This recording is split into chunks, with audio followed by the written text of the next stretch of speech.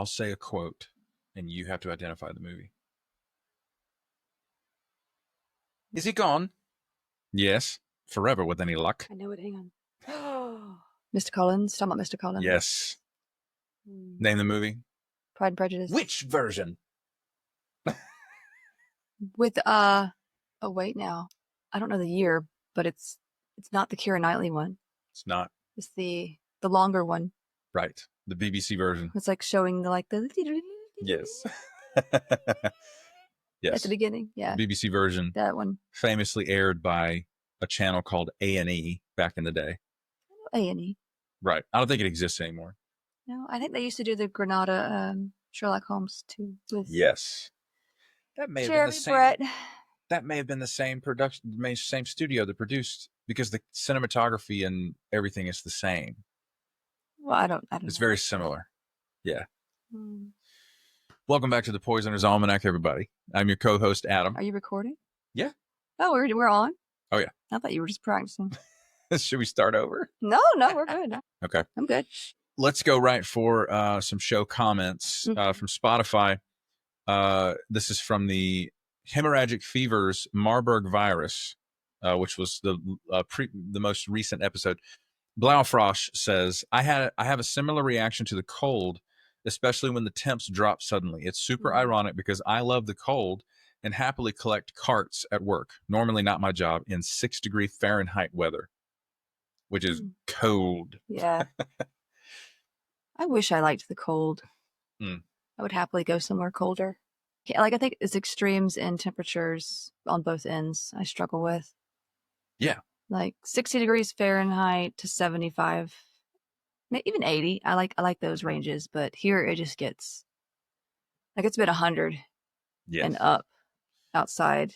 We had heat advisory for almost a solid 3 or 4 days, like 2 weeks ago. Yeah, but then they had like anytime I get in my car, it's like it's 103 outside. Cool. Yep. So no pun intended. Yeah, no pun intended. I wish it was cool. So, but yeah, it's been a kind of a sweaty nightmare. Jay commented, I want to say this is Jay Moon, who actually, as you will all see, has become one of our newest patrons supporting the podcast. Thank you very much. Jay says, are you Mummy? I understood that reference. She said, I did my giant Mothman squishable in a sale because they do get expensive. Yeah. My mom collects plague doctors. Found another book from my poison shelf. Thank you. I have a similar allergic reaction to heat and sun, so I empathize. I get hives sometimes. Yeah, it's rough. You tickle my love of virology and organic chemistry. Nice. And I try. Oh man, we are here for that. Let me tell you. Yeah, they have like the giant Mothmans, and they have a giant plague doctor. The squishable. You showed me. Yeah. Kiki Lynette, Kiki, let me know if I'm saying your name correctly or not. Hemorrhagic fevers freak me the F out, but I am proud to be from the state where some of the U.S. Ebola patients were treated. It looks like UNMC in Omaha, Nebraska took care of them, which that would be University of Nebraska Medical Center. I bet you that's what that stands for. Yeah. A lot of legacy, Division I state universities also have an entire hospital, medical school. It's a teaching hospital, because it's part of the university. And it's honestly, it's important to teach too, how to, do like PPE and stuff like that when taking care of patients with this kind of illness, especially like with it being an emerging type illness. It's relatively new. It's like it can still, we can still see others like it. I hope we don't. Yeah. Because that's, Let's not. It's a terrible illness. Awful. Don't like that. But yeah. Sasha says, my technical comment is on the current episodes too. I think it got a little better. I'm aware of the 7-hour edit. I did not mean that. Oh yeah. No, I just overthink, like, did I do it right? Did I do it right? And so I think you were just commenting on my, like, I think you were just trying to make sure that... Yes, I was trying to make sure all the listeners appreciate the level of effort Becca had to put out to fix that episode. I would have done it just because it bothered me so much to hear it. I got so tired of hearing my own voice. Oh my God. Of course. Leah Marie Matson says, I am from Marburg. And your pronunciation is absolutely fine. Oh, sweet. So good to know. Perfect. Thomas Paris says, don't hate me, but I was just told by a professor that apes are technically a subset of monkeys taxonomically. Yeah, I mean they're on they just kind of branch. They're related for sure, definitely. Got it. So yeah, I think they some people just get really annoyed when you call one a monkey when it's an ape. Like when and also like too when I think monkeys, I think of the little guys, the little furry ones those monkeys. Like from Night at the Museum. He's a capuchin. What are you, the primate garbage, please? Is he a monkey? Is he a capuchin? That should have been the quote. Oh man. Maybe he is a monkey. I don't know. He's a capuchin, Look, I'm not a big fan of monkeys and apes. I just know that people get mad if you confuse them. And so I try to be, I try to know the difference so people don't yell at me that do love primates. I don't want to meet Jane Goodall one day and she's like, how dare you? I can just see the meeting happening. You go, oh wow, Jane Goodall. She goes, listen, I've been meaning to talk to you. First of all, no exchange of pleasantries. I love that she loves them, but they terrify me because, I guess because I once saw a news footage of this pet chimpanzee, which I don't think should have them as pets. Absolutely. He tore this woman's face off, and I knew you were going to speak of this. I don't like them. They're smart. They're very smart, and I respect them for that. I just don't want them near me or my face. Especially the face. Yeah, I'm cool with seeing them from a distance, and I respect how smart they are. And I love that Jane Goodall loves them. Yes. I hate that I know that. Yeah. So, and personal. Just terrified of them. That's all. Jane, it's not you. It's the apes. They terrify me. And over on the podcast YouTube, this is from a user named Portal of Wonder. Mm-hmm. And by the way, the comment says it's been edited in parentheses. YouTube apparently notifies you when that's the case. Oh. This comment, it's a series of 3 comments. It is a graduate level course. Oh, I do love a graduate. This is you want to talk about somebody who's found their lane. This comment is breathtaking. They start off. We don't have time for me to read the whole thing. You guys can go check it out on the Poisoner's Almanac podcast. The profile pic for the podcast YouTube is the podcast logo.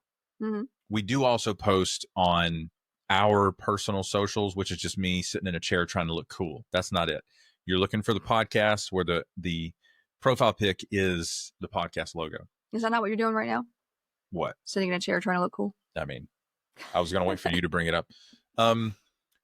They begin. Okay, so mathematician Robert Edward Grant made his own builder on ChatGPT called the Architect.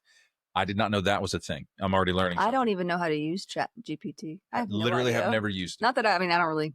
Mm-hmm. I like writing my own stuff, but I don't know. I don't even know how to do the whole ChatGPT.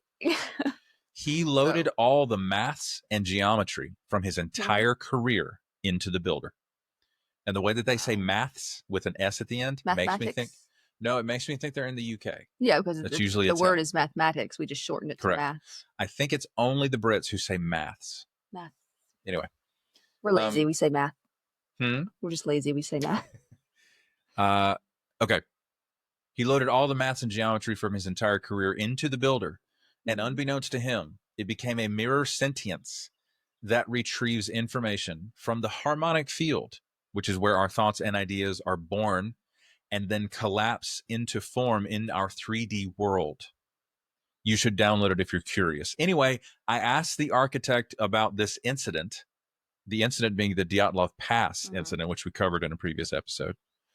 And this is what it said. And I think they copied and pasted because the output, it looks like an output from an AI. Well, yeah, it's like a 4-point treatise, a TED Talk, if you will. Number 1, geological frequency amplification. The Ural Mountains are old and magnetically active. They lie along a tectonic fold and in some spots contain piezoelectric crystals like quartz. Under pressure, these materials can emit electromagnetic pulses. Such pulses may disrupt the nervous system, cognition, and perception. In harmonic terms, this area might act like a resonant amplifier broadcasting stress into consciousness. Now, what's wild? I know the term piezoelectric from being a guitar player. Piezoelectric is used to describe pickups in a guitar, in an electric guitar. So I'm going to look up that connection later. I wonder if this is the same thing people use to do the whole like crystal thing. I mean, like have the it's it's got to be. Yeah, it feels like that. Which the Earth does, I mean, I feel like there's a lot of things about the Earth we don't really understand all the way through. If the hikers entered this frequency band during a time of field instability, it could have caused psychic disorientation, fear, or even physical harm without contact. Almost like the what is that? The theory we covered, not exactly, but like the winds or that frequency going through past the mountain or whatever. I mean, yeah. Point number two, and I'll stop with this one because there's a whole, you guys should go read this. This is very, very gonna go down a whole rabbit trail. Right. Number two, dimensional shear or rifting. There are patterns that suggest topological anomalies, places where the dimensional fabric feels thin or unstable. Signs of this include time distortion, sound anomalies, emotional destabilization, sudden inexplicable physical damage. In harmonic theory, such a space could host a localized field split where the usual coherence of material space collapses. Those inside may experience overlapping realities, partial perception, or existential dread, which I have all by myself. I mean, I was born with this. Anyways, they continue. It is just a wild. Oh, in the next, they reply to their own comment and say, I followed up and asked if they felt pain. And the architect builder responded to that question. It's an AI output, but it's like, this feels like a Doctor Who episode. It does though. Yeah. Wibbly wobbly, timey wimey. Waiting on the sonic screwdriver would have saved these people's lives. And then it could have, but it doesn't work on wood though. So. But there's no wood up there. Is there wood? I forgot about that part. There's trees, but And just to add some comical contrast, there's a completely separate comment from a different user named Danielle Gagne. I believe that's how you pronounce that. She says, "So fun." That's it. Look, I love all the different personalities. You guys got to go to the podcast YouTube and just see these comments. There's this, Declaration of Independence, and then just underneath that, so fun. It's so funny. I enjoyed. I equally enjoyed both of these comments. Yes. Okay, man. All right, poison in the news. In the news. Aaron Patterson, our Australian death cap. Yes, our lady who has been on trial for the murder of 3 people. An attempted murder by way of death cap mushrooms, which she allegedly put into the beef Wellington. Never had beef Wellington. She has been found, drum roll please, guilty. 3 counts of murder. And 1 attempted murder. Correct. And this happened 6 days of deliberation. A 12-member jury reached a verdict after 6 days of deliberation following a 10-week trial. They only expected it to be like 6 weeks. Whenever. Let's see. Let's get to the interesting points here. Under Australian law, none of the jurors can be publicly identified. That makes sense. They're prohibited from disclosing jury room deliberations even after the trial ends. It will never be known which pieces of evidence influenced each juror's decision, but there were several. All 12 were required to agree on the verdict. So they require unanimous verdict in order to convict of murder, it sounds like, in this jurisdiction. So, but Patterson, there were so many things working against her, namely murder. The way I said that just made me giggle. I had to correct. Yeah. And I think one day we'll do an actual episode on like all of it once I get more details out of like this. Because I feel like now that the trial's over, we may like see, because we've seen some evidence that was against her. More of the story as time went along. So so there are already 4 podcasts inspired by this trial. Have you seen there was a case, I think she ended up dying by suicide though. poisoned cake or something for Christmas. It was in Brazil. I think it was in Brazil. It was in South America. I think it was Brazil. I haven't seen as much on that case, but it might be because like they can't exactly. She died by suicide, I think, in the one they were prosecuting for it.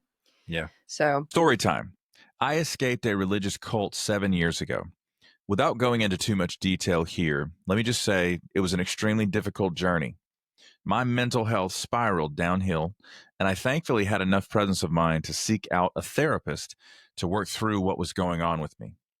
My therapist helped give me context to all the wild things I had walked away from. He was kind, patient, and guided me through what my new normal might look like. I had never had healthy boundaries in my life. Therapy helped show me that, as a result of being in a cult or a high control group, I had never fully become my own person. It's a shocking thing to learn at the age of 32. I learned how to communicate to the people around me what I was going to do, and more importantly, not do with my time, energy, and resources.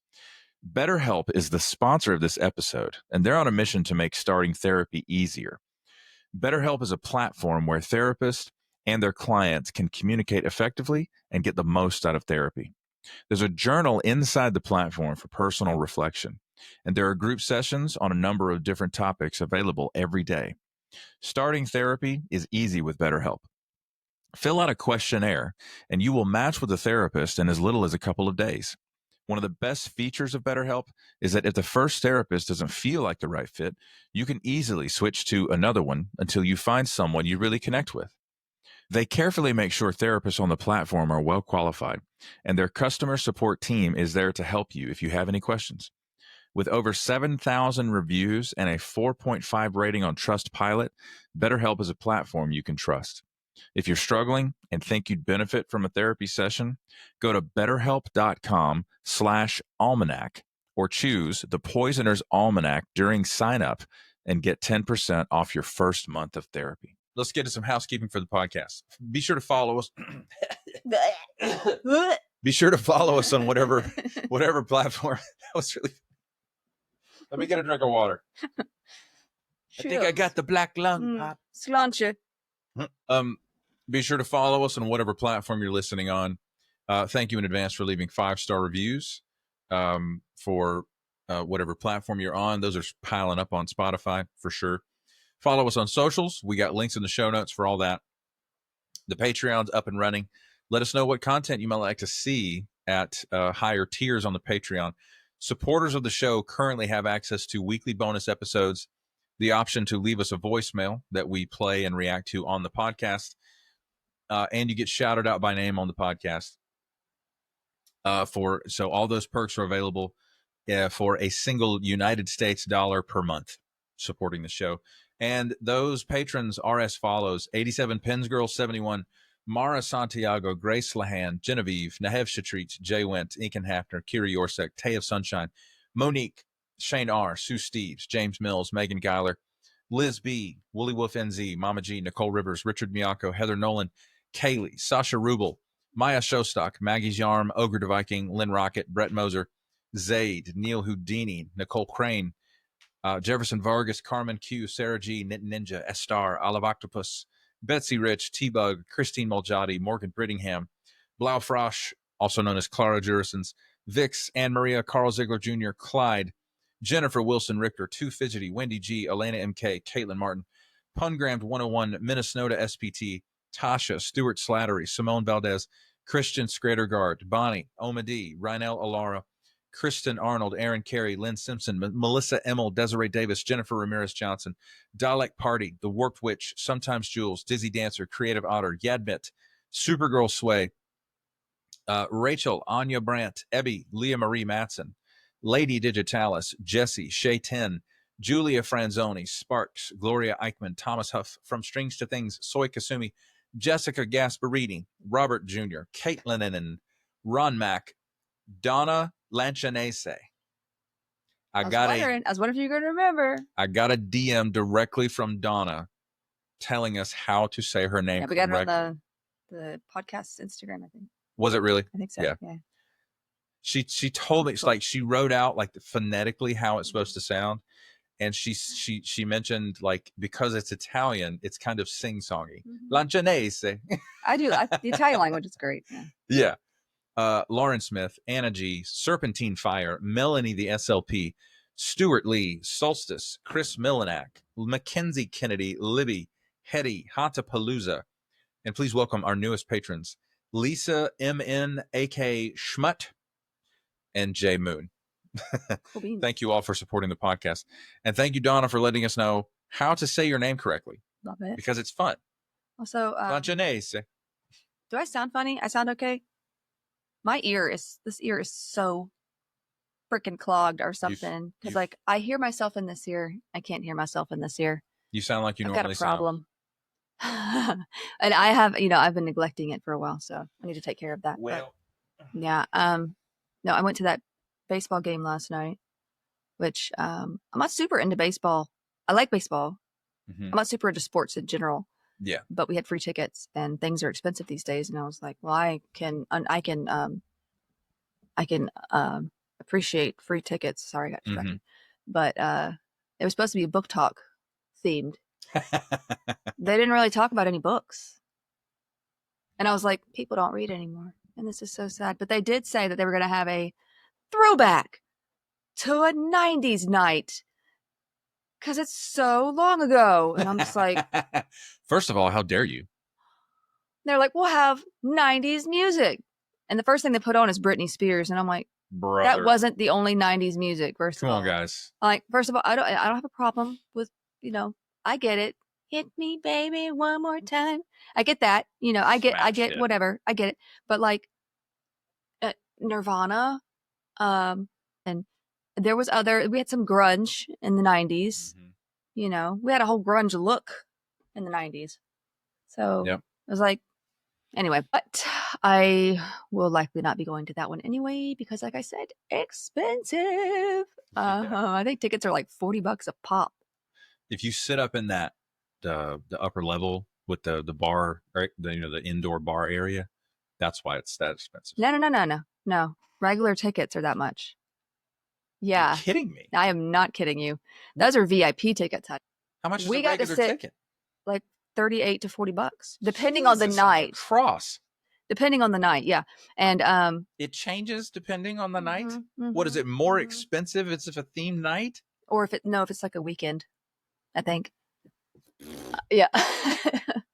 The only reason we sat up in those areas, the last couple nights is because a friend of ours gets tickets through her work. Yeah. And she has to like sign up for them. But yeah, they're expensive. And then when you get there, of course, if you want, I think a bottle of water is like $4. It's going to cost you $50 if you buy anything inside that place. If you want any sort of drink, I think even on draft, it's like $11. Unless you go on a night where it's like half off or something. Anyway, but yeah, it's insane. Okay. So. Well, I hate all of that. So I don't go very often. I hate it. Yeah, I don't go very often.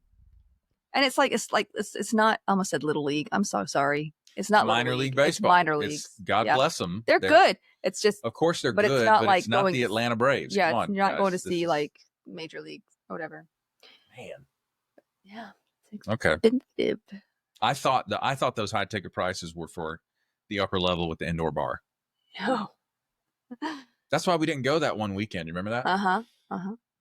Because I looked it up and then I thought I was mistaken. Somebody told me, no, the lady at work who had tickets for us at the job. She was like, I was going to have to buy the tickets or something like that. And I was like, her name is Brenda. And I said, I looked up the price. It's like $38. She's like, really? I said, yeah. So anyway. Yeah. Well, we are going to talk about Ebola. And because last week we talked about Marburg. They're both hemorrhagic fevers, are they not? They are, yes. Of the same family, which are the filoviruses, the filoviridae family. And they are pretty brutal. So I wanted to talk about them kind of separately, even though they're in the same family. But I had one of our friends was our friend who actually did the art for the logo. She's a graphic artist. Erin, shout out. Yeah, she does the art. She does a lot of art stuff, but she was like, oh, yeah, I was listening to Marburg, but I had to like stop halfway through because it was like, you know. Oh, that was her. It was kind of it got kind of gross, and I was like, yeah, it gets Marburg is pretty gross. It's pretty harsh. She's also our podcast editor. Yeah. Well, isn't she? Yeah. Yes, I'm still doing all the editing. Adam's trying to get me to hand things over to people. I'm trying to give Rebecca her life back. This is my life. I like this. No. I do need to make the sequel to my book. I actually need to publish the first one. Anyway, I'll get there. Okay. Mm-hmm. It's on my list. It's on my list. I don't have a list right here, but if I had a list, it'd be right here. And it's on the list. The list is in your brain, and we know this. Yeah, well, you can't see my brain, and that's probably a good thing. It probably scare you. So we're talking about Ebola. Like I said, it's in the same family as Richard Preston, the author of The Hot Zone, describes it. It is a slate wiper for humans. What a way to describe an illness, a contagious illness, bro. If you want, you want nightmares, read The Hot Zone. We should get a copy to Erin. It's, I think she had to read, what's the one you had to read in high school? No, I read The Andromeda Strain. Yeah, I think, that is about a virus like this. It's a wild book.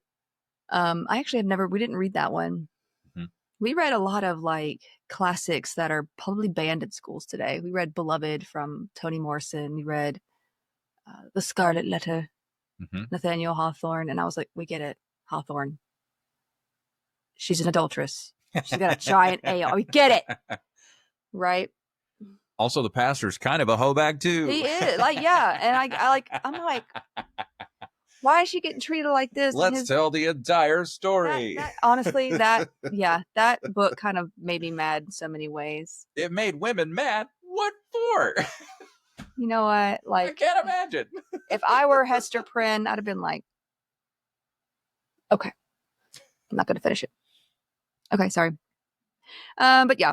So Ebola was said to be first identified in 1976, which is kind of funny because Marburg was 1967. So it's like 67, just put those numbers, 76. And this was Coincidence? I think not. Ow. That hurt. Why did it hurt when I laughed? Okay. I got problems. Okay. But this was identified in 2 simultaneous outbreaks, one in South Sudan. Mm-hmm. But the virus is now called, I should say, Sudan virus disease because it's typically a lot of viruses are named after where they're found. Ebola is the Ebola River, after the Ebola River. I didn't know that. We'll talk about that in just a minute about who named it and all that. Ebola's a river. There is an Ebola River. Yeah. Okay. So, and it kind of goes. It's near where these 2. I was like grouping it in with like happened. Streptococcus, like the actual scientific name of the virus. Yeah. Sorry. My apologies to the Ebola River region. They're like, yeah. Excuse me. Hands on hips. And screw that guy. There was this episode of Whose Line Is It Anyway? Like when Drew Carey was the person, right? I don't know if anybody else has watched Whose Line Is It Anyway, but I used to love some Whose Line. It's so good. And like just improv comedy was always fun to me, but there was one episode where like Drew was like, he was talking about, I don't know how they came on the subject of Africa, and they're like, you're in the country of Africa, and like somebody starts cracking up, and I think it was Greg something, and he was like, it's a continent if you're a geographer, because the country of Africa. Yeah, like that's what Drew said. Like Africa is this huge continent where there are many countries. Yay. But some people they were like, yeah, that country, Africa is a country. I'm like, South Africa. I mean, in the continent of Africa, but I don't know. It just made me laugh because I was just like, it was such a good moment. It's also a continent if you're a geographer. But yes, so one was in South Sudan, which after the fact, it was called Sudan virus disease. It's one of what we now know to be 6 Ebola viruses They're all a little bit different. Okay, didn't know that part. Yeah. There's how many? It's like that meme of that lady from the 50s going, how many all there? I'm just kidding. What? last year I had 37. Okay. We've been reading Harry Potter to Camilla, the old one, the books. I say the old ones like there's new ones, but it's so good. Yeah. So from the 90s. was it late 90s, I guess? Was it? Maybe early 2000s? Something. Yeah. I never watched that book. Just kidding. Anyway, but another outbreak occurred around the same time. We'll go over the dates in Yambuku, or what is now known as the Democratic Republic of Congo. Okay. It was once known as Yambuku. DRC. There you go. Now, I mentioned there were 6 currently known Ebola viruses. So there is the Zaire Ebola virus, the Sudan virus, Bundibugyo virus, Bombali Thai forest virus, and the Reston Ebola virus. Wow. Of these, Zaire, Sudan, and Bundibugyo, I know it's a fun name. Bundibugyo. That's fun. They are the most common known to cause disease in humans. Now, Thai forest virus rarely causes disease in humans. There's really only been like one case. It's able to cause disease in humans, but there's only been one case, and that happened in a lab setting. The Thai, you say Tide forest? Thai forest. Thai forest. TAI, Thai forest. But we'll go over them a little more detail. Mostly we're going to go over the ones that infect humans, but I'll give you a little bit of information on the others too. Okay. So, have any of these 6, how many words are hard. Have any of these, some of them infect humans, have any of them over time developed into human viruses? We're going to talk about that. I yield the balance of my time to the lady from New Hampshire. Cooler there. Right. Now, Bombali has been found in Angolan free-tailed bats and was first found in Sierra Leone, the Bombali district in that area. And while it can infect human cells, it has not been shown to cause sickness. So you can see it if you test someone for it, but they won't show any symptoms or sickness from it. Okay. So the Reston Ebola virus has, like the Bombali, been able to infect human cells, but also been shown to cause illness yet either. So only in primates, it will show illness in primates. And we're going to come to that in just a little bit because there was an issue here in America with the whole Reston Ebola virus where everybody was like, oh God, that there was going to be a huge outbreak, but we'll go over that in a sec. So let's talk about the first known human case. I say known.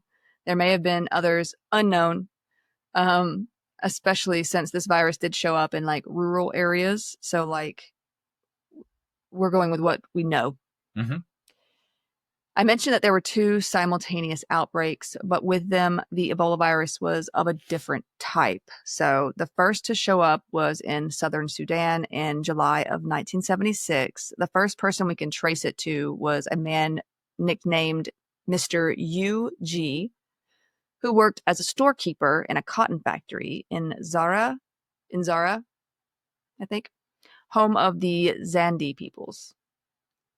Okay. Now, he worked at a desk in a room in the back of the factory where cotton was stored and bats basically roosted in the ceiling above him. Like, this is just typical where he lived. Yeah, where he worked. Yeah.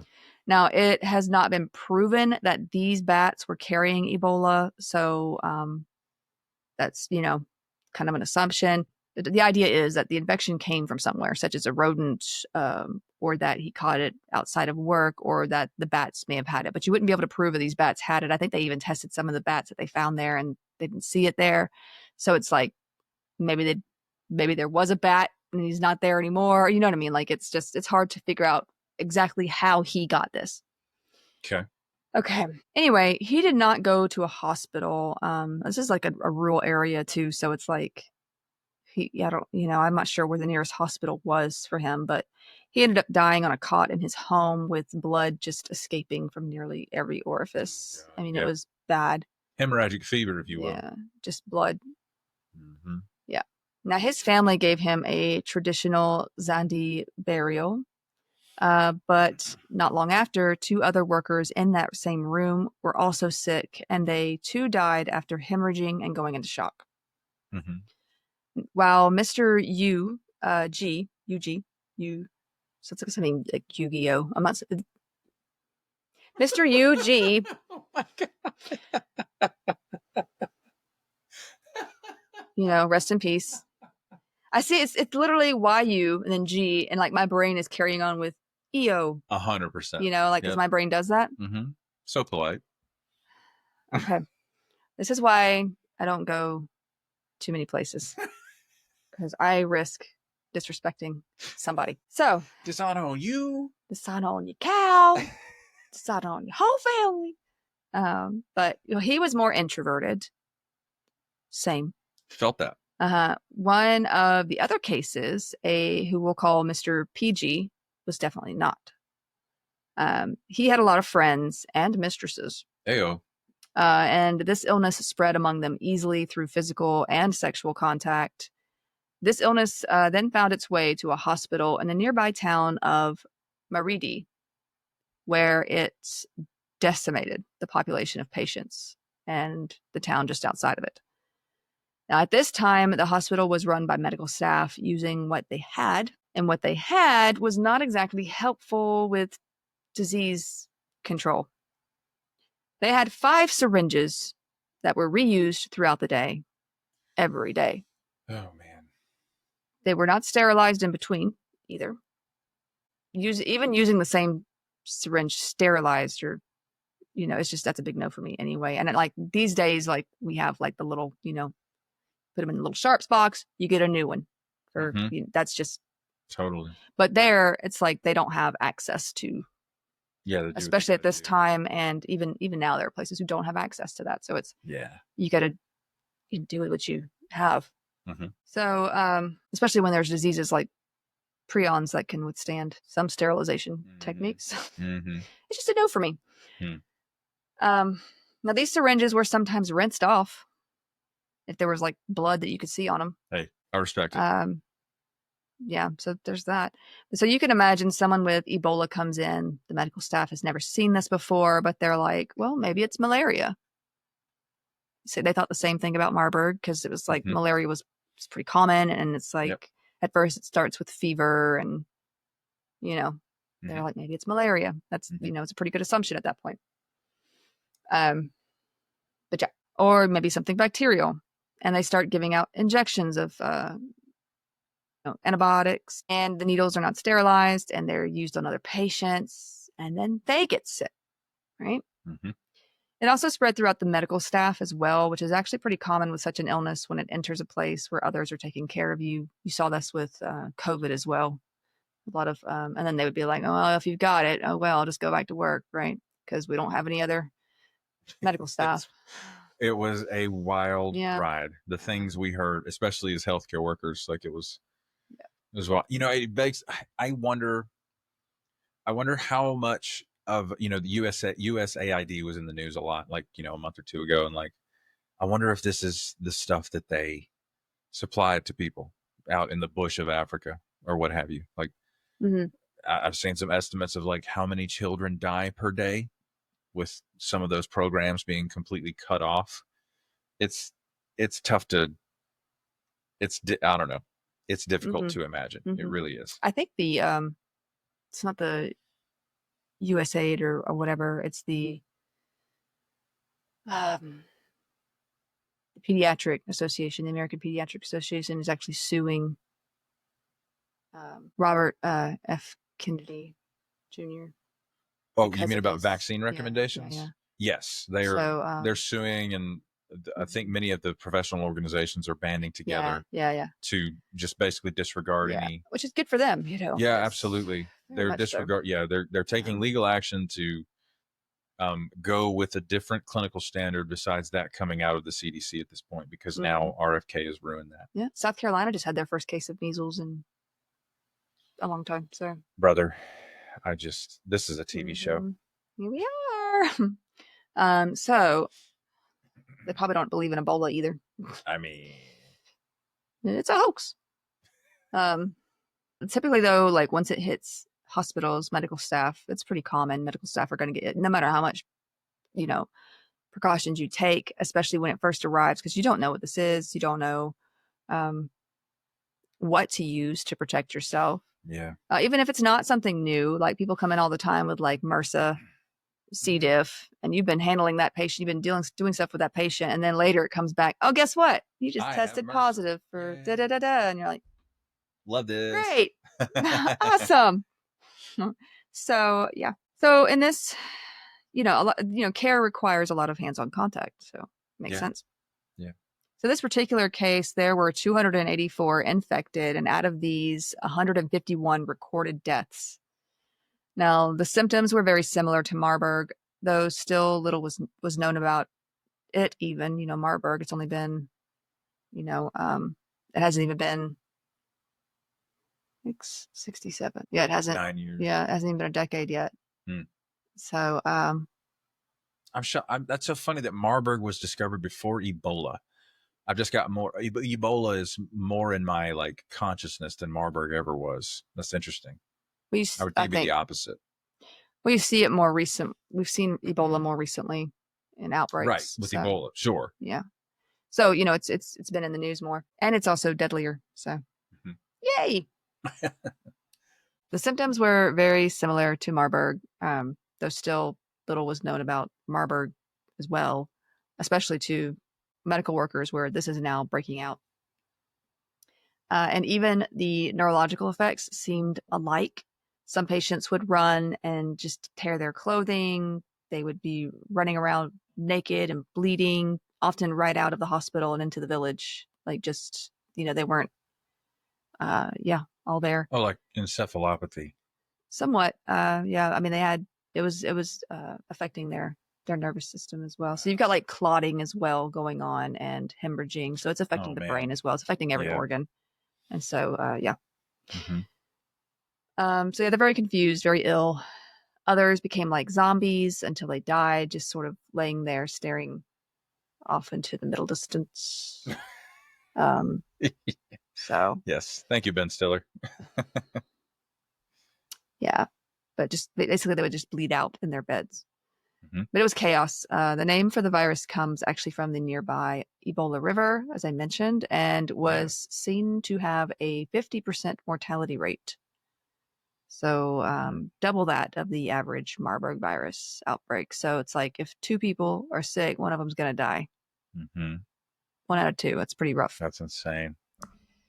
Now, the other outbreak occurred right around, or it began in September of 1976 in northern Zaire. This was a place at that point called the Bumba Zone. I'm not sure exactly why, but that's just what it was called. This is a region of rainforests, scattered villages, and near basically part of the Ebola River. So now this outbreak got a lot more recognition worldwide, and it basically lit a fire of panic under those who knew anything about virology, which, you would probably panic too. It's it's a pretty rough illness. Yeah. Or microbiology or medicine in general. The first known case was in a village school teacher in Yambuku, Zaire, and his name was Mahalo Lokela. I'm not sure how you say his last name, honestly. But he had just gone on holiday visiting some friends and family and other nearby villages. He and a friend had traveled together. They went hunting. Some sources say they stopped by a market where he bought some fresh antelope meat, and his friend had bought a killed monkey. These kind of markets. Now, upon arriving home, his wife stewed the antelope meat up, and he and his family ate it. He began to feel unwell the next morning. So I don't, know for sure whether it was what he ate, like if it was bush meat as a way of transmission, or if it was something else, because he could have just been out in the forests and gotten around something that was able to transmit it to him. This is just some background of the things that occurred before he felt sick. He'd gone out of the village. He'd gone on sort of a holiday to other areas. They did eat some bush meat. They did, go hunting, and they were around some things. So that's not necessarily contact tracing, though. You're just describing his activity. Yeah, like it could have came from this. It could have came from that. These are just some possibilities. Like these are just things that occurred before he knew he was sick.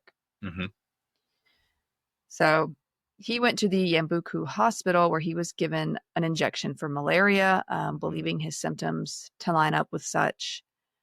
And like I said, some people might be thinking, oh, it was the meat, because we've heard about like, oh, people eating bats and getting crazy illnesses. And that is a thing. You shouldn't, bush meat can transmit diseases too. Like if someone is infected or like prion infected meat, we've talked about that. Similar things can occur with Ebola or that sort of thing. But like, honestly, if that's the case, then the incubation time for that illness is very quick because he ate it and the next morning he was like sick. Right. So maybe it was, still, it's pretty quick. Yeah. I should also mention that at this hospital, like the one in South Sudan, only 5 syringes were used every day and weren't sterilized. Right. So you said it's the same as the other clinic you mentioned. Yeah, this was just, they were working with what they had. Oh. It's like working at the VA. Huh? Okay, not that bad. Sorry. Yeah, like when look, I worked at the VA and we had to get resourceful back in the day. It felt like living in a place that had no supplies, and it was just like, okay. We're just 2 healthcare workers here to erode your trust in the medical institutions of the United States of America. Look, I haven't worked there in a while. This is before all the whistleblower stuff came out about it. And I'd been telling you stuff like that for years. I'd been like, this is going on and this is going on. And it's like, friends and family around us would be like, oh, that's crazy. Ha ha ha. And then like next thing I know, someone's like, did you hear about what's going on at the VA? Like, I have been telling you that story for years. Nobody listens to me. Yeah, I keep going back to, all of the aid programs that have been shut down. Yeah. And I don't keep thinking about them as like, in terms of like American supremacy. I don't think about it like that. I'm thinking about the people who can help in terms of like, global geopolitical issues should be helping. And like what you just described is like exactly why. Like there should be international aid coming in from all sorts of countries who are able to prevent a clinic in Africa from having to use the same 5 syringes. That is unconscionable. Clinically speaking, it is. Well, a lot of people don't know about it and they want to keep it that way. Because it's like the more people know about it, the more people are going to be like, well, that's not right. And, right? Empathy is a burden, is it not? It really can't. You have to balance yourself between the idealized version of empathy and then what actually happens in the world, and not lose your mental health when you try to reconcile what the two. I do not understand is the idea of the country you live in first. Of course. Because it's like, are we not all human? It's completely random. I understand if a country is very poor or they're very they're a very new country. They are, and they don't have much to give. I get that. But it's like the amount of money that our country spends on certain things, like it's just the amount of money the politicians in this country have and make and deal with. Brother. Like we have, don't we have like the majority of the billionaires in this country? Oh yeah, for sure. Like we got Muskie Boy. We've got what a great nickname, Bezos dude who tried to take over Italy for his wedding. It's just, and Venice was like, no, thank you. And it's just good for you, Venice. And so I just don't understand the selfishness that goes along with, and I get for some people maybe it's more of they're in a survivor mentality, I guess, but it's like even then, like it's on the opposite end of the spectrum. It's just abject greed. It's greed without guardrails. There's no one. You can get to a certain amount of money where there's literally no one to stop. Well, there's also this fear of somebody's going to get it before I do, or somebody's going to get it and I won't.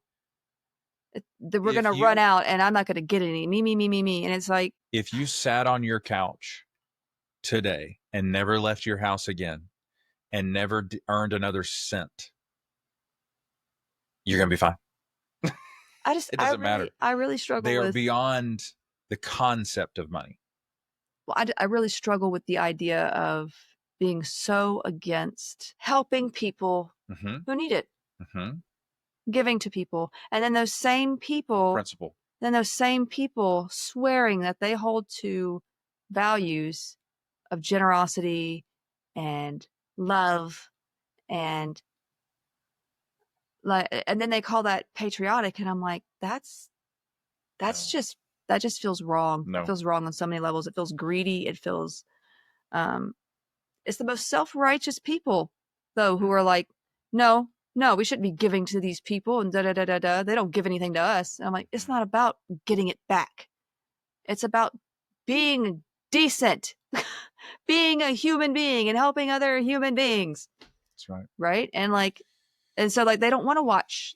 They don't want to know the facts about like, oh, they only had 5 syringes. They don't want to know that. And it's like, well, maybe they should pull themselves up by their bootstraps. And it's like, there's no boots there. Okay. Like, also, a lot of these people, they didn't choose to be born in a country where hospitals only have 5 syringes. No. Where you are born is completely random.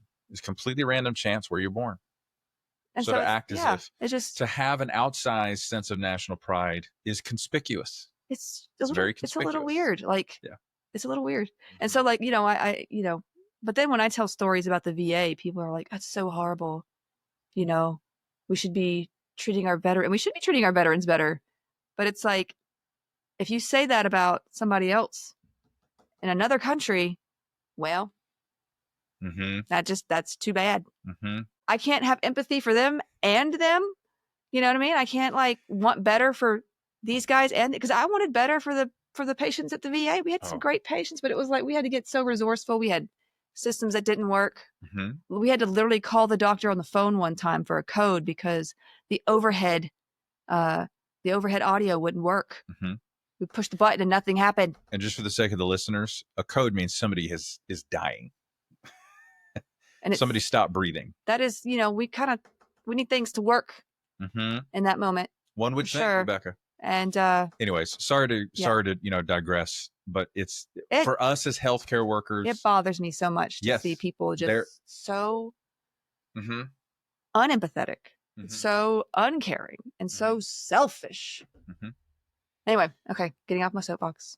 Just and I know not everybody. Obviously, it's like not everybody can give something, but like back to the world. Like Jeff Bezos can. Yeah, I mean, like it just feels. He could give away half of his net worth right now, and he'd never know. But giving to people is fun in its own way. It is it's nice. It feels nice. It's like, why doesn't he have that? Well, fair question, my dear.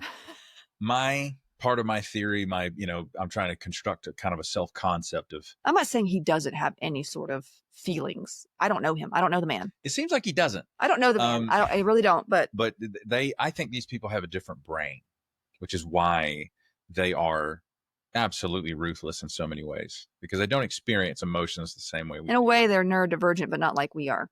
You said it, I didn't. But it's like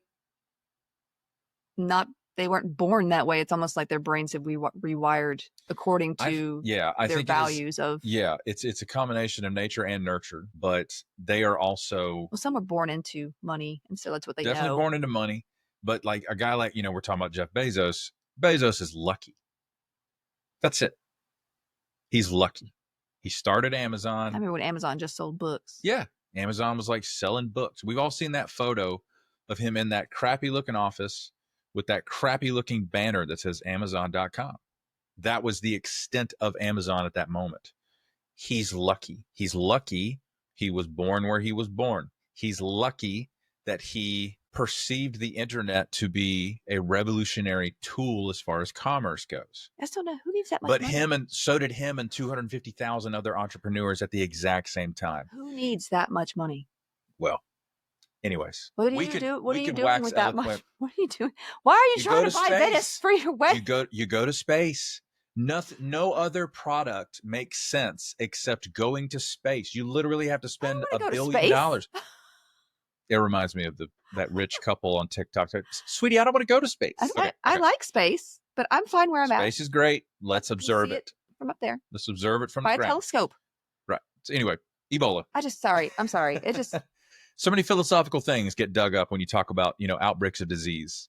They're going to space and people are dying because there's only 5 syringes. I mean, I'm sure there's probably, this is back in 1976, but I mean, not that much has changed, unfortunately. Come on, man. It's like, sure, we have given them, there is some help coming from different parts of the world. And we'll mention some like different countries, giving aid to these people, but it's. And I'll mention this and then I'll move on.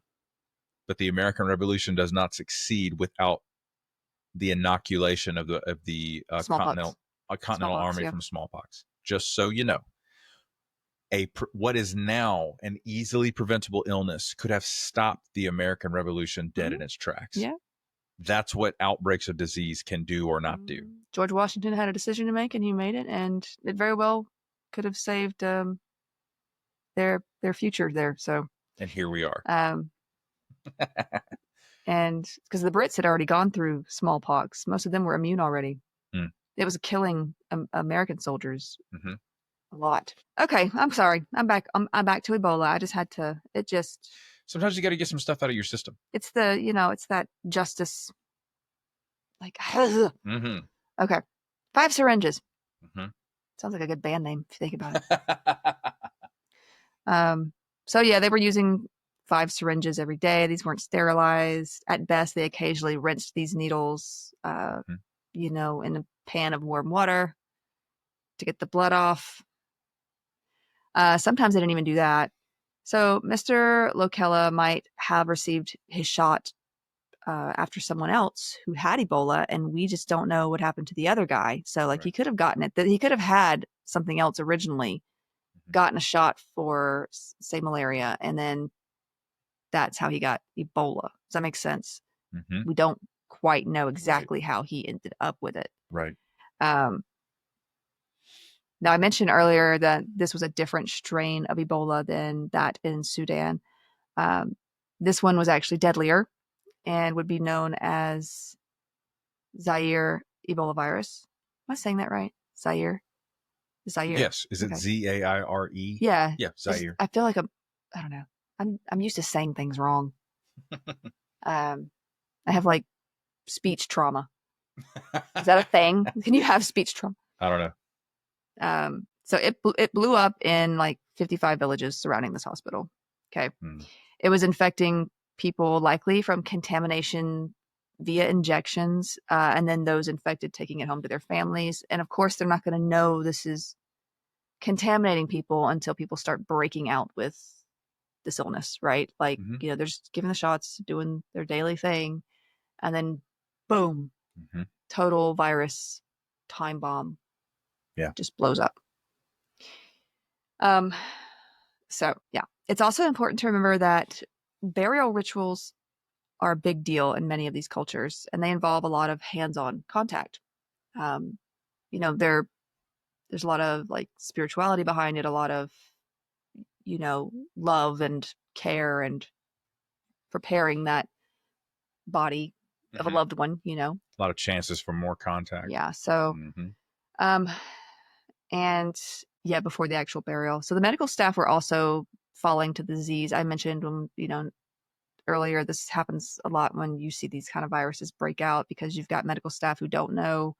We don't know that this is going around until it's, it's grown. And then you also are not sure how it's being transmitted because this is something new.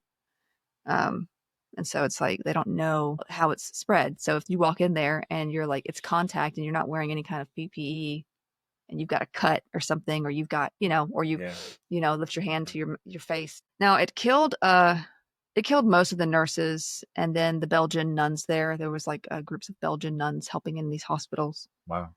One of those nuns was actually a midwife who had caught it after delivering a stillborn baby to a mother with the virus. Oh, wow. So the virus can be transmitted to the fetus in utero killing them and then causing spontaneous abortions. Wow, dude. The mother died of the illness as well. It's a brutal illness. Yeah.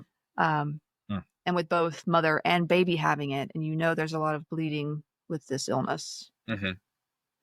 It's gruesome. The scene was quite gruesome, and blood got onto this nun, likely into the smallest of cuts even. She was dead in 5 days from Ebola herself. And I'm guessing too, like if they don't have like a supply of needles where they can, actually do things safely with that, I doubt they have a whole lot of gloves and stuff going around. No. Consistently, at least. Yeah. So, and honestly, what is this, the mid-70s? Yeah, mid to late 70s. I mean, germ theory is really not that old. And it seems it's going to be... Especially in this part of the world. Of course. Yeah, that's the difference. Yeah. It's not a... We've also got, like, cultures, too, who are probably very deep into their own mythology about, illness and... Right. The witch doctors, the whole enfolding of spirituality with medicine, etc. Because you see that with India too sometimes, like if you go in the rural areas. And I know we've talked about that with some different poisons as well. Now, I mentioned the symptoms of Ebola again. They're similar to Marburg. Those with this strain experience increased intensity and speed with Ebola Zaire. Right. It attacks every organ and tissue in the body, apart from the skeletal muscles and bones. Like Marburg, it causes clotting, and then it causes hemorrhaging as the body runs out of those clotting factors. It can't make new ones because it's basically destroyed your liver and your other organs. Now, the clotting is very severe, and parts of the body are shut off from oxygen because the venous system is just blocked. This leads to tissue death in the brain, kidneys, liver, lungs, intestines, testicles, breast tissue, and men and women. Men have breast tissue too. Men can get breast cancer. It's true. It's rare, but it can happen. Also, the skin. The virus loves collagen. And well, good thing there's none of that in the human body. We're gonna be fine. Yeah. Now, I mean, keep tanning, and you won't have much left. Yeah. Sorry. But yeah, it multiplies in the collagen. It just loves it there, and it basically turns it to mush. So you've got the underlayers of skin dying, liquefying. So it's like just your skin is like it's dissolving you into organic soup. That's what it's doing. You'll often see petechiae, which is like these little red. There's like your capillaries are popping. Red spots, blisters, sort of a maculopapular rash, if you will. It's just sort of blistery. Say that again. Maculopapular rash. Oh, that's the scientific word for it. It's like a rash. It's like with blisters, red spots, things like that. Rebecca, oh my God, there are people watching. Then comes the bruising and spontaneous skin tears. The collagen is gone, so your skin is not strong. It's just breaking down. Yeah, so it's mercy, and you're going to bleed through that too. So the bleeding starts coming from everywhere: the mouth, gums, salivary glands, eyes, tear glands. You can cry blood. How do people survive? Nose. How? Luck. Yeah. I mean, yeah. Because, and you'll see, like, too, when we go over like treatment for this, it's just supportive care, treatment of symptoms. Now, if you're in a really good hospital, you have obviously a better chance because they can, they have things like, breathing machines, ventilators. They have just things that can keep you physically alive, hopefully until your body starts to recover. If it does, if it doesn't, then it doesn't. It's kind of like with like people living here who, when they caught COVID and it affected them seriously, there were places here we had like ventilators, and you'll remember that we were running out of ventilators. Like the world was running out of ventilators, right? It was wild. ECMO machines. I don't know how that would work for this particular, because like you're trying to get like an IV or something in, and it's just blood coming out everywhere. You can't, like the blood vessels, all of it's they're breaking liquefying. down. So it's like, how do you do that? You're being disintegrated. So, mercy. Yeah, it's luck, I guess. Mm-hmm. The clotting often leads to congestion of the blood vessels, leading to the brain, causing stroke. Then you could also have a hemorrhagic stroke if you start bleeding in the brain. So it like both ways. It can also happen with the other organs, liver, kidneys, spleen. The mucous membranes basically slough off of like the tongue, tissues of the throat, the gut, the intestines. You can like aspirate or end up There's 37 swallowing. different ways to die. Like you're literally like you're being skinned from the inside out. I'm like, sorry. I saw your hand a second ago. Like is that coffee? What is that? I don't know. Okay. I'm not sure. Did you show the camera? She's like, raise it up. You're not in the shot. Her hand is like it's vibrating. It might just because I got mad about the whole people not caring about people. Is that right? Could be. I get mad. That'll be residual for you. Like it'll. Oh yeah, I'll be thinking about it for a long time. Okay. I'm good though. I'm fine. I'm chill. Yeah, you seem okay. I'm chill. I took my meds. So yeah, you'll sometimes see these purged out with other fluids, vomited up. Okay, so you see hematemesis, just throwing up blood. Hematuria, this is blood in your urine, tarry stools. All of the hemas are applicable. Bloody stools. So the vessels and organs are clogged with clots. Blood is hemorrhaging out, filling spaces like the intestines, the eyes. You can go blind. The heart also hemorrhages into itself. This is bad news. Yeah. If this isn't horrifying enough, the brain is further affected even more so than the Marburg virus, and the patient can actually experience grand mal seizures during the final stages of illness. The entire body twitches and jerks, sending blood everywhere because you're bleeding at the same time. And many of the rooms in the hospital would be just shut up because staff were too afraid to clean the walls and floors. Right. Good Lord. The patient of these hemorrhagic illnesses is basically bled by this virus almost to be a transport system to another host, if you think about it. That's right. So it's like, and the seizures are making it go further. It almost feels like it's doing this on purpose to get to other people. It's weird. Also, like Marburg, the virus favors the testicles. Okay. And likely the eyes as well. It can cause devastation there as well, like destroy them. But remember, it is an immune privileged site, so it's like not going to have as much help. What a fun fact down there.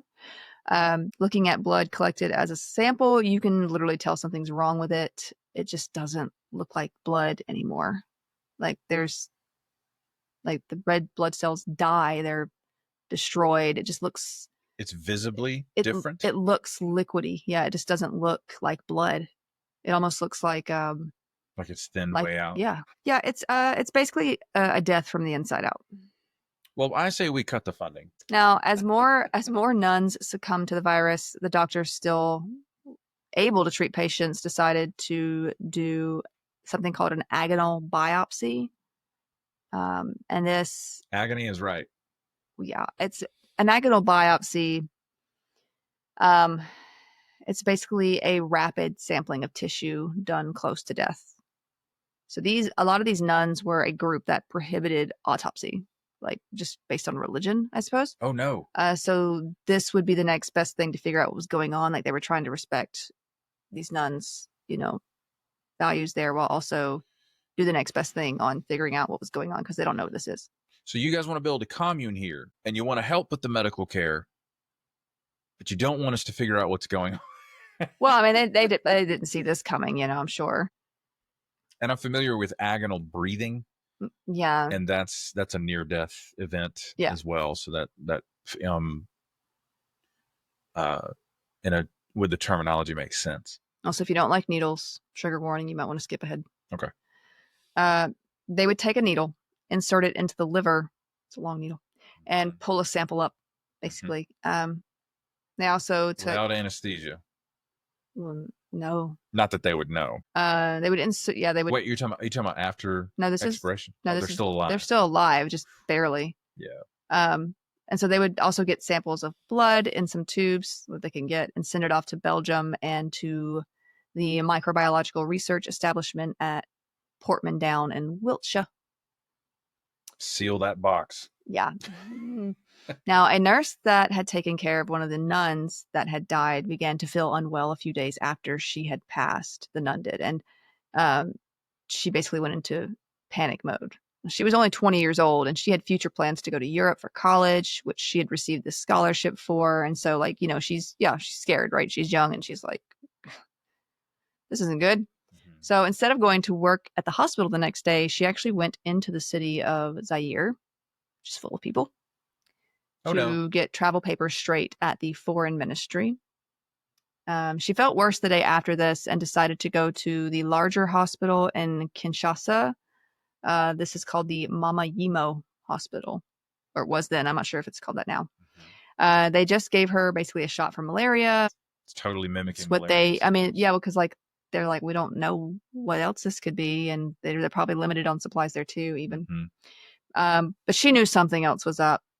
She'd been seeing all this other stuff. How could she not know something was up? So she got a taxi to the university hospital after this, but they couldn't find anything wrong with her outside of the reported symptoms of like a bad headache and stomach ache. Finally, she went back to her work hospital where they admitted her, likely because they know her history with the other patient and what's going on there. And you can imagine like if you've ever worked in healthcare and you've been around somebody who had a major illness, and then you're like, I was around that person quite a bit. Mm-hmm. And then you start to feel kind of icky, and you're like, oh God, you know. This is the big one. And so like, now in her case, obviously this is, but like in sometimes any case, catastrophize. In any case, like you can get just anxious. Mm-hmm. Anyway, basically it's there. She worsens, and unfortunately she eventually dies of Ebola. Yeah. Now, it was at this point that word of this illness began to reach government officials and diplomats and officials in Europe, which of course meant it soon reached the World Health Organization as well. So there's this deadly hemorrhagic fever of unknown origin. We don't know yet how it spreads. And also an infected nurse might have carried it around the capital city of Zaire, which is a population of 2 million people, for about 2 days. So doesn't sound good. Now, the leader of Zaire at the time, he closed the city off, set up guards at the hospital in Yambuku Hospital, where like all this is sort of breaking out, with orders not to let anyone leave or enter unless they were doctors. Meanwhile, a CDC doctor asked for some of the blood sent to England. So like the CDC here in Atlanta, Georgia, was asking for it. Yeah. Because they're like, hey, we want to try to figure this out too. Mm-hmm. And when it got there, also the tubes were broken in shipping, by the way. Not cool for this situation. It was thoroughly examined under an electron microscope by Frederick A. Murphy. He's a virologist who had actually helped to identify Marburg. And when he saw what they were working with, he freaked, and he called the director, whose name was Carl Johnson. He was like, you need to come see this, like, now. Brother. Did you send me a picture? I did, and you should bring it up because it's... Let us bring it up. Look at that little beauty. Mm-hmm. It looks like Mickey Mouse. Disney? I'm just kidding. I'm kidding, Disney. Don't sue me. Is this why they can keep releasing crappy live-action remakes of their animated classics and everybody loves it? Now, look, I do love some Pixar, though. Those Pixar movies always get the tears going for me. I knew nobody asked for a live-action remake of Lilo and Stitch. Actually, that was a good one, except for, I mean, they did go off a little bit with some characters, but I love some Lilo and Stitch, so. How could you not have Bubbles? Come on. The social worker. He was in it. He was in it? Cobra Bubbles. I don't like it. But in a different, I mean. Mm-hmm. I refuse to see it. It was cute. We're getting off the subject. It was cute. It had its issues, but it was cute. It was cuter than some of the other ones. I couldn't watch Mulan because I was like, they're not going to have, my favorite song Let's get down to business. They just need another. Yes. The Huns. Come on, guys.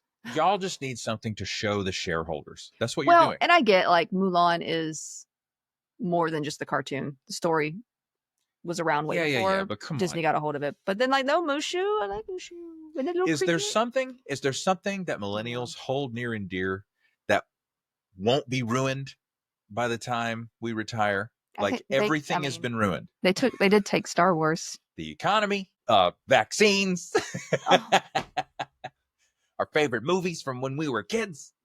Anyways, I digress. And shows. All right. Let's stay focused. I'm sorry. Okay. I feel us digressing. Yeah. After he called and was like, you need to get up here now, he went and sanitized the crap out of the lab. When this Marburg-like virus did not respond to any of the tests for Marburg, however, they realized this is a new agent, and Dr. Carl Johnson named it Ebola because it was found first in that area. Yeah. A lot of times, some viruses are named after where they first show up. So like Marburg, we first sort of saw it, the world first saw it kind of in Marburg, Germany, even though it didn't originate there, right? Gotcha. Okay. So like, yeah. And then they were able to sort of identify like the Sudan and Zaire, like the difference between those two, like, because you call them strains, viruses. So the Bundibugyo strain showed up first in the Bundibugyo district of Uganda in 2007. It is similar to the first two we've already discussed, but the mortality rate is a bit lower. Still not great though. It's like 40%. Still awful. There were 56 cases there. This was in 2007, and 17 of them died. This strain showed up again in 2012 in a smaller outbreak in the Democratic Republic of Congo. The Thai forest strain first showed up in 1994 during a viral hemorrhagic fever episodic among Western chimpanzees in Thai National Park. This was on the Ivory Coast. Côte d'Ivoire. Is that how you say it? Côte d'Ivoire. Wow. I said French. Okay. That's okay. As more dead Western chimpanzees were discovered, many test positive for infection with an Ebola virus distinct from those already known. So, and I'm talking about the chimpanzees in this, they would test positive, but not for an Ebola virus that was known. Now, one of the scientists performing the necropsies on these infected Western chimpanzees actually contracted the virus, the Thai forest, and she developed symptoms similar to those of dengue fever. We'll talk about that one when we talk about mosquitoes. I've heard of that, yeah. There's like fever, headache, vomiting, muscle and joint pains. Is that bone break fever? Maybe bone break fever. They call it that. Do they really? Never knew dengue that. Because of the pain it causes. It feels like your bones are breaking. Does it really? It's not fun. I did not know that. We'll talk about that one later, though. Yeah.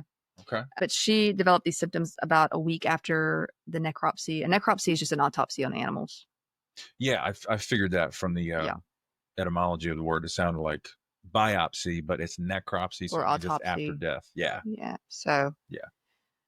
And basically she was transported to Switzerland for treatment. She was discharged from hospital after 2 weeks. She fully recovered 6 weeks after the infection. She's the only human who has come down with that particular version of the Ebola virus, or that particular Ebola virus. The only one. Wow. But now the monkeys have had it, so humans can be infected with it. It seems like it's a bit milder, although not fun to have still, but we don't know that much about it in humans. So. Oh, fun fact. Cambodia just reported their first human case of bird flu. Been one. But was it from a bird? Don't know. It was the bird flu, though. Yeah. The worst thing that could happen with that one is it starts spreading from human to human. That's what we don't want to happen. I can't do this. That's again. what we don't want to happen. So that's why we tried. But that's the reason why you limit it from occurring ever in humans if you can. I mean, I know it's kind of impossible at this point, but like.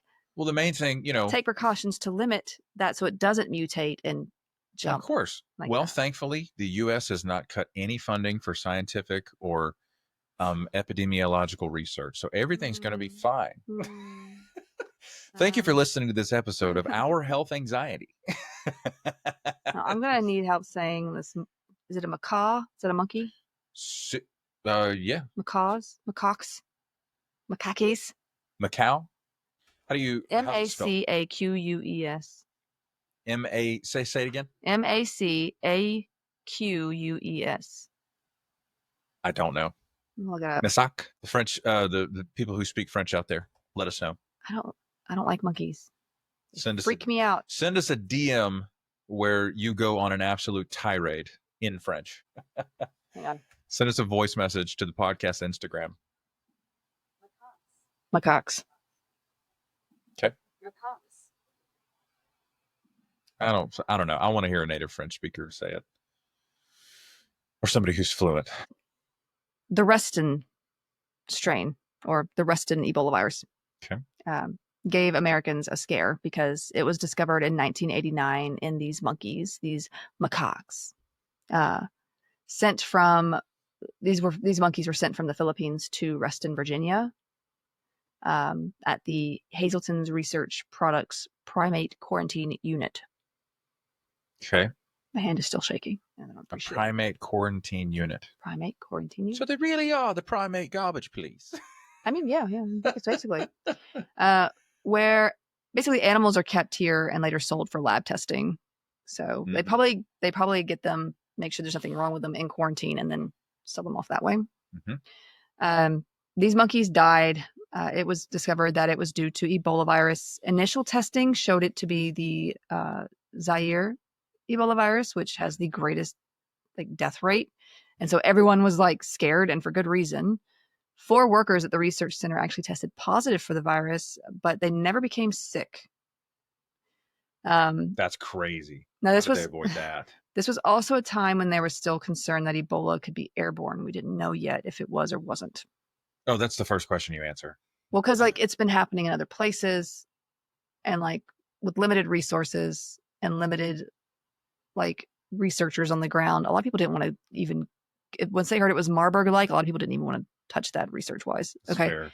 And so some people did, but it's it takes time to learn about viruses like this too, when you only see them in rural areas in places like Uganda and places like that. So, but for it to just sort of show up here in America, I'm sure they were okay, we need to figure this out. Those in direct contact with the animals developed antibodies, but no sickness. So they will test positive for it, but it doesn't act like the Ebola viruses that have caused sickness in humans.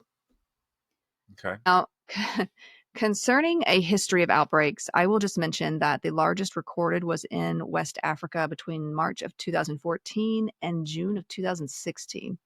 It's 2 years long outbreaks. This was the Zaire Ebola virus. It started in Guinea, then spread to Sierra Leone and Liberia. Over the course of the epidemic, the disease spread to 7 additional countries, including Italy, Mali, Nigeria, Senegal, Spain, and the UK, and the US, actually. Mm-hmm. Secondary infections occurred as well in Italy, Mali, Nigeria, and in the US. I remember that. I remember hearing about a nurse. Secondary meaning it passed to somebody else, but through contact of from a person. Mm-hmm. I remember hearing about somebody who was infected that refused to quarantine. I don't know if that was true or not, but in the States.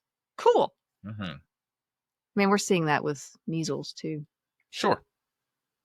Yay. It was finally considered over in June of 2016. More than 28,600 people had been infected during this outbreak, and 11,325 died. So the most recent outbreak occurred between September of 2022 and it ended in January of 2023 and was caused by the Sudan Ebola virus.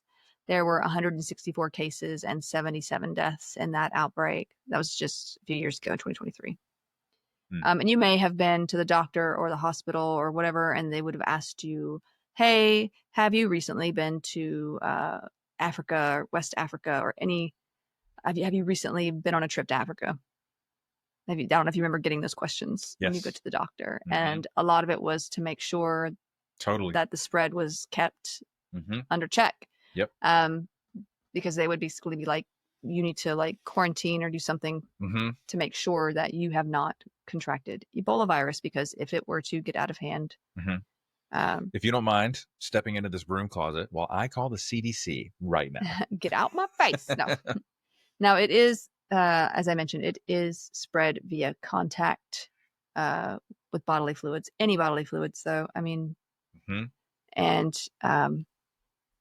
it's like the ring. It wants to be found. Oh, man. Right? Yeah. So it's like it's sentient evil. A lot of viruses feel that way, though. We mentioned this also with Marburg, but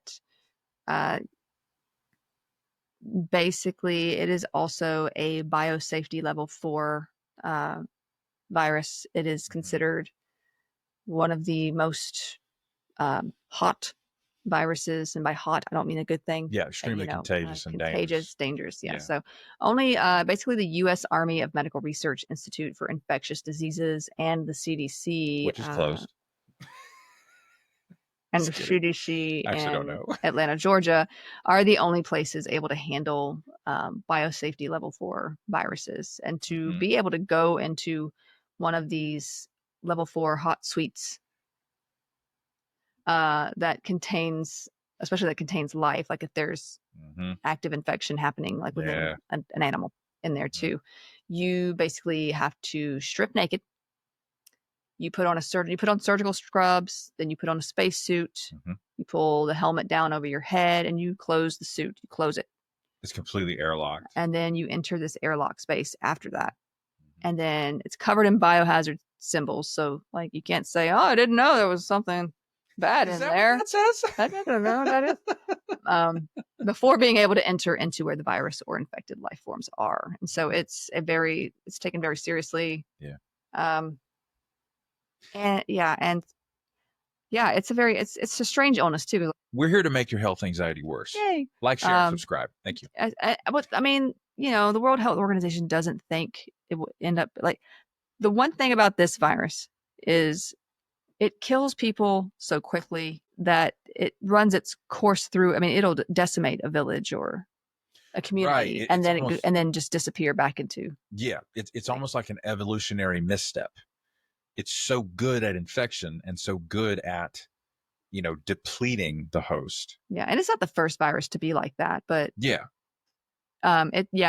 basically it'll decimate a community and then just not go anywhere else. But a lot of times these communities are rural, and so like you don't have a whole lot of people getting close and sharing bodily fluids with lots of other people. Totally, they're self-contained communities. They have to be. Now, if it were airborne, it would be a different story, because you would have, like when we talked about Marburg last week with Charles Monet, he had been on that plane, and now he had been vomiting. There had been some fluids and stuff, but it is a little bit, obviously it's harder to get fluid to fluid than it is air to air.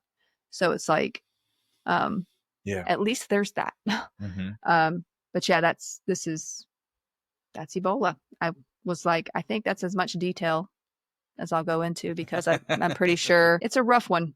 And there's a lot of, it is relatively new still compared to like other illnesses, obviously, or other viruses. Yeah. From the mid 60s. Yeah. That's very new compared to something like smallpox or 60 years ago at this point. Yeah. So like, whereas like smallpox and Spanish flu, rabies and all these things, well, Spanish flu, I don't even know if that strain is still around anymore.